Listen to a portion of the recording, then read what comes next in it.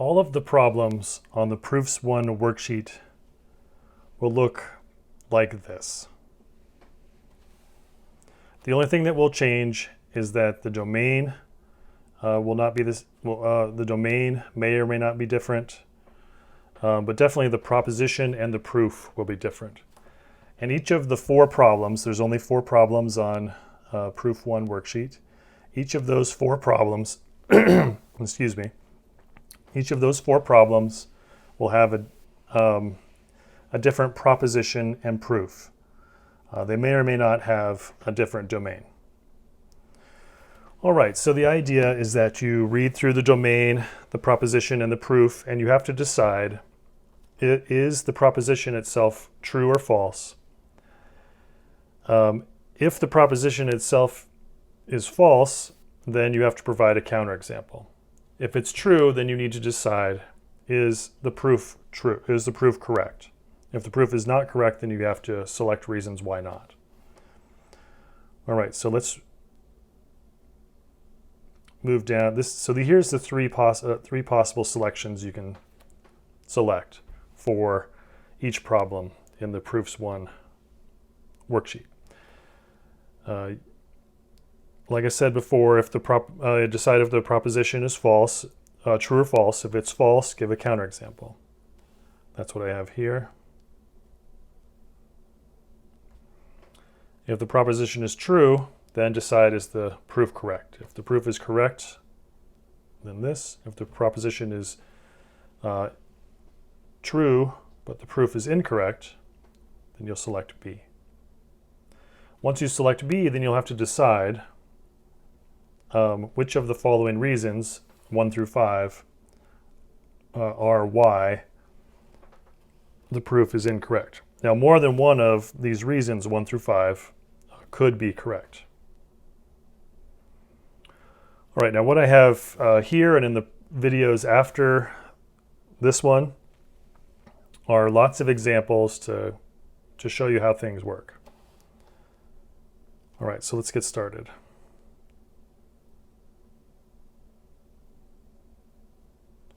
Okay, so here we have the first problem.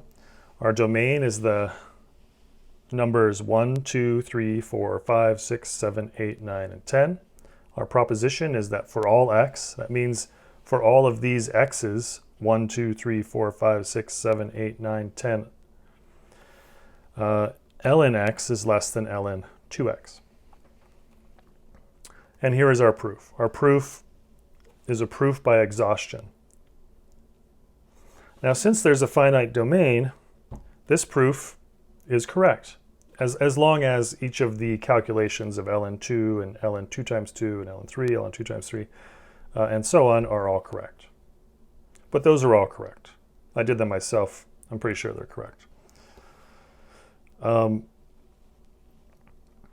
So yeah, because there's a finite domain and we check everything in the domain, the proposition is true. And the proof is correct.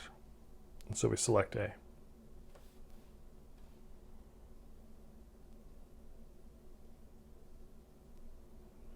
Okay, so now let's look at basically the exact same problem, except the only difference,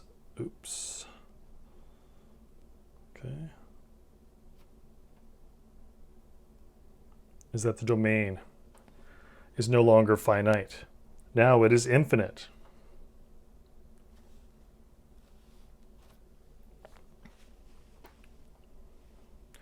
And so checking 10 values when the domain is infinite just isn't enough. Do you see the issue here? Oh, sorry about that.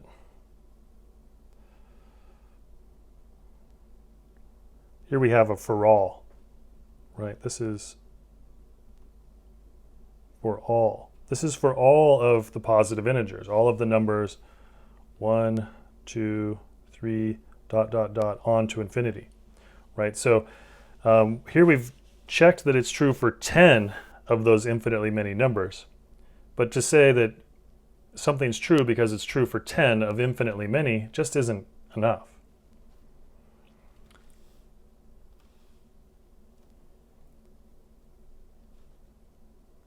And so the proposition is true, but the proof is incorrect.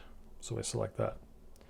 Now, of these 5 reasons, the first one is why the proof is incorrect. And this just restates what I just said. Providing a finite number of examples is not sufficient for proving a universally quantified statement. Remember, universally quantified means for all. And that's the only that's really the only reason that this is incorrect.